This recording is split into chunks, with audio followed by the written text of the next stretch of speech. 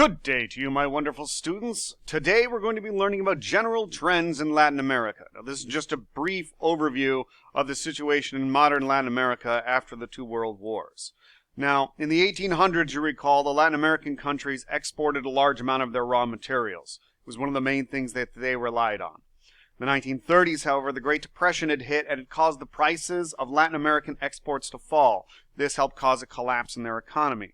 On the upside, however, it encouraged those Latin American nations to begin to industrialize so that they could make for themselves what they needed.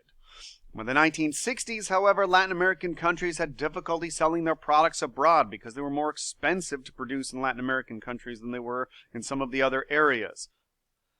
Economic instability led to revolutions in these areas. We talked about before, many times economic instability in a country will lead to a revolution.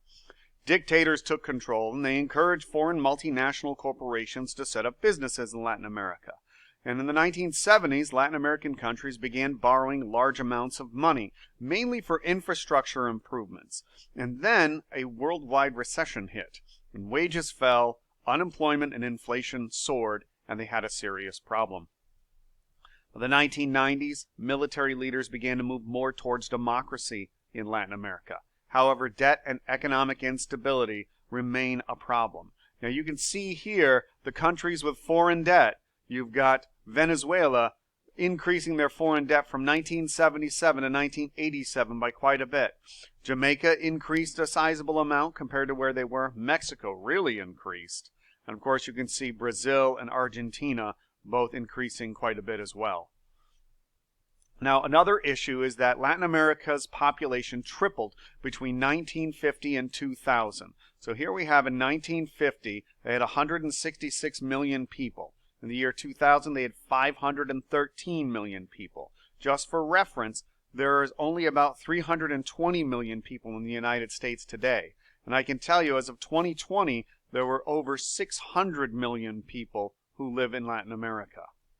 As population increases, Latin American cities did not have the resources to provide for all of their citizens. That's part of the main issue that creates problems here. If population increases faster than the economy can grow, then you can't produce enough food, you can't produce enough jobs, you can't produce enough of material anything to provide for your people. Slums have formed around their cities, and crime rates have risen as people become desperate for resources. Huge gaps between the rich and the poor in Latin American societies have created even greater economic and political instability. Now, the U.S. has had a history of interfering in Latin America when it served U.S. interests. You guys recall when I told you how the United States basically helped create a revolution in Panama so that it would separate from Colombia and allow the United States to build the Panama Canal. Now, in the 20th century, our relations with Latin America focused mainly on stopping communism and socialism from spreading in Latin America. As you guys recall, the policy of containment. Now, in many cases, U.S. provided funds and training for dictators to overthrow democratically elected socialists in Latin America. You could definitely see this in Chile. In recent years, many Latin Americans have come to the U.S. in search of better economic opportunities. As you guys recall, I'm sure you've heard about individuals crossing the border illegally and coming to the United States. They're doing so for jobs. And that is the end of this lecture.